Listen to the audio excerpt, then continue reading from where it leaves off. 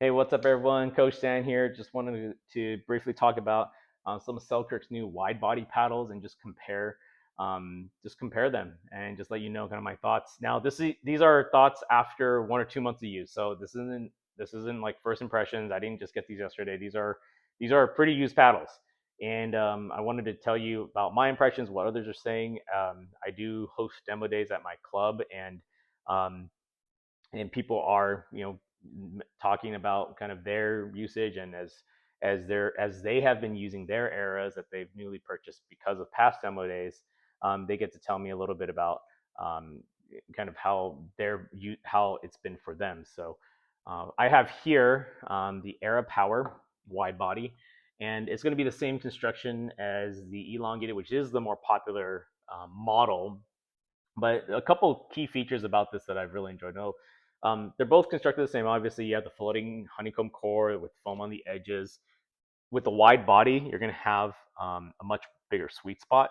With the aerodynamic head, it's going to be very maneuverable at the non-volley zone, at the kitchen line. But I think the biggest game changer for this paddle is, at least for Selkirk's past line or models of paddles, their wide bodies usually had a much shorter handle. People really enjoyed the wide body face, but the shorter handle was kind of a pretty big critique. This one, no excuses now.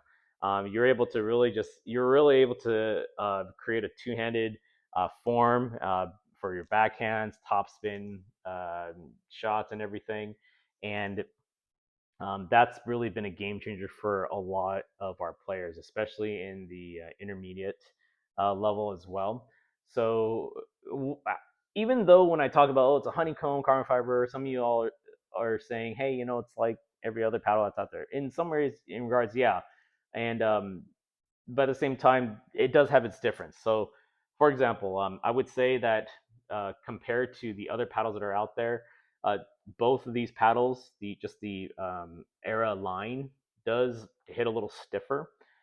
But again, this is where the wide body comes in. The stiffness really comes down to the honeycomb core that's in there and the cell size.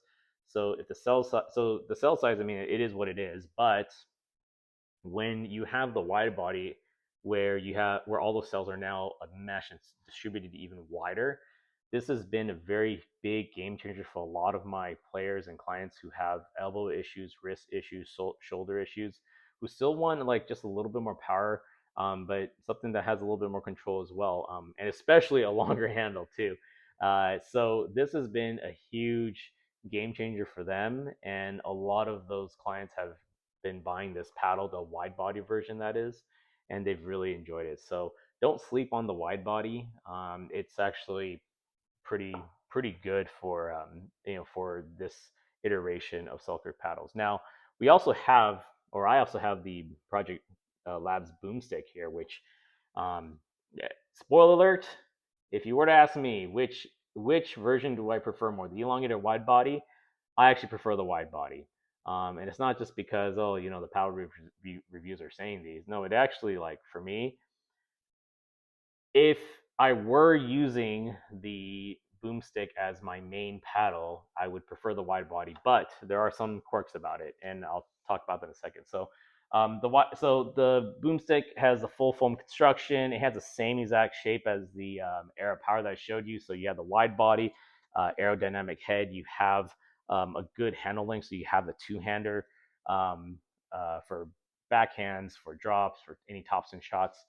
You have the weights on the side, which I think for this wide body paddle, the weights, to me at least, I think is actually more effective on the wide body than more so than the elongated. So it's actually been very helpful with a lot of non-volley zone kitchen games. So you really are able to really swing up on these on balls with this paddle. I personally put tungsten on the edges, on the corners here, so that really just widens everything. So scales really this paddle up quite a bit. So even if I miss it, ooh, this thing still hits hard. So great paddle, and but it is a hefty price tag. Like, I'm not gonna lie. So it is something worth thinking about.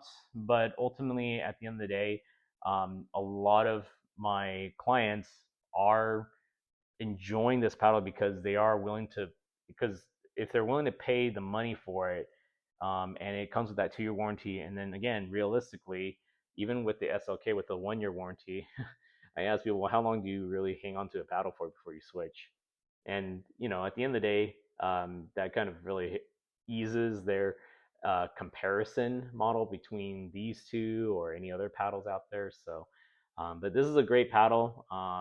The one thing I don't do well with this paddle is going to be my aggressive left side backhand play. So it's my two-handed backhand drives, my two-handed um, drip drops, my two-handed aggressive dinks.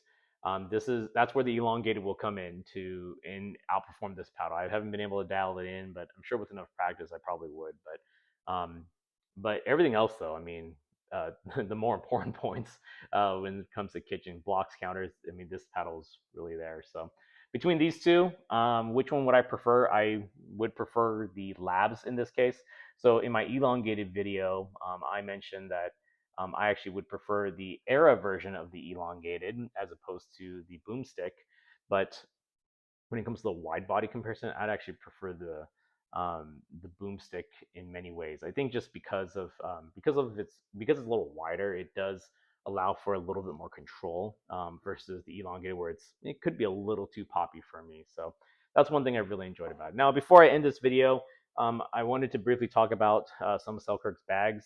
Some people, as I am doing these demo days, I bring my bags because there's a lot of paddles in them, and they've been asking about the bags. So not sure if they're going to watch this video, but if you go on Selkirk's website right now, they have two different lines. They have a core line and they have a pro line. The pro line is going to be the one that looks very modern.